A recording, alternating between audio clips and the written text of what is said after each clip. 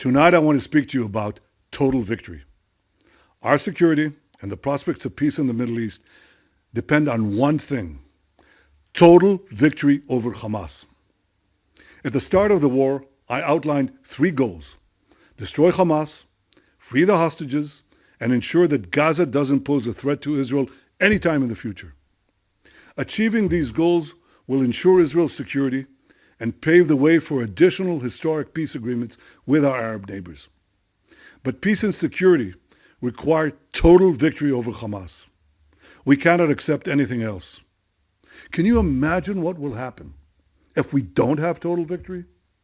Hamas leaders have already pledged they'll repeat the October 7th massacre over and over and over again. No nation can accept that.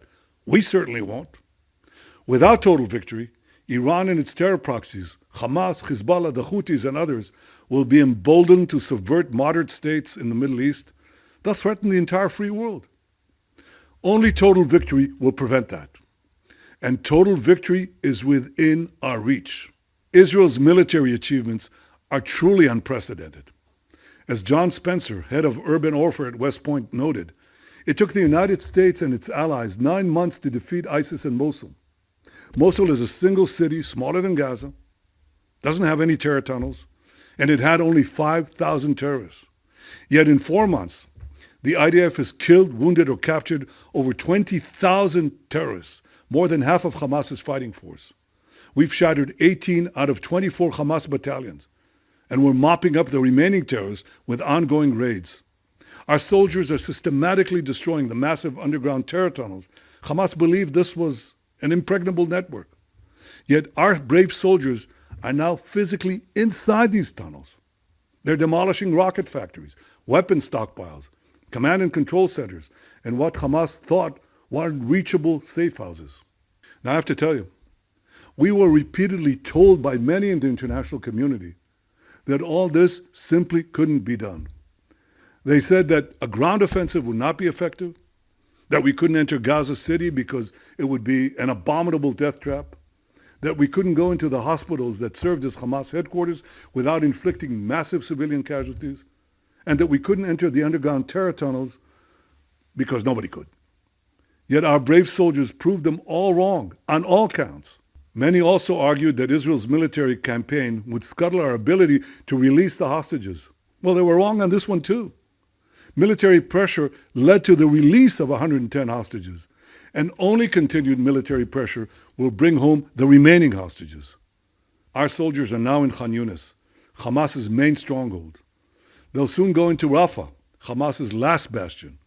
They will do so, as they've done up to now, by providing the civilian population safe passage to safe zones. And they'll do so in spite of Hamas's evil attempts to stop the civilians from leaving at gunpoint. Total victory over Hamas will not take years. It will take months. Victory is within reach. And when people talk about the day after, let's be clear about one thing. It's the day after all of Hamas is destroyed. Not half of Hamas, not 3/4 of Hamas, all of Hamas. And once Hamas is destroyed, we need to verify that Gaza is demilitarized, that we stamp out any attempt at the resurgence of terror. And history has shown that only Israel can do this by having overriding security control over Gaza. What does that mean? It means that Israel will be in Gaza or act in Gaza at any place, at any time that is necessary to ensure that terrorism doesn't rear its ugly head again. Gaza must have a civilian administration staffed with those who do not support terrorism, fund terrorism, or indoctrinate their children with terrorism in the goal of destroying Israel. In fact, we should seek the very opposite, that school children in Gaza will be educated towards peace, that they'll be educated towards coexistence. Now, grant you, this will take time. But we've seen it happen in other parts of the world and in the Gulf states themselves. We would welcome the participation of moderate Arab states in creating a different and better future for Gaza. This would also require that UNRWA, which perpetuates the Palestinian refugee problem, whose schools indoctrinate Palestinian children with genocide and terror, and from whose ranks sprang a dozen terrorist murderers who participated in the October 7th massacre, this UNRWA must be replaced by responsible aid agencies. We're at a pivot of history where the region can go either in the direction of light or in the direction of darkness. We won't allow Iran's forces of darkness to win. Our security and the future of the Middle East require total victory. Total victory over Hamas can bring us additional gifts of peace. Our doctrine of peace through strength has already brought us the Abraham Accords. Total victory will help us bring more historical peace agreements.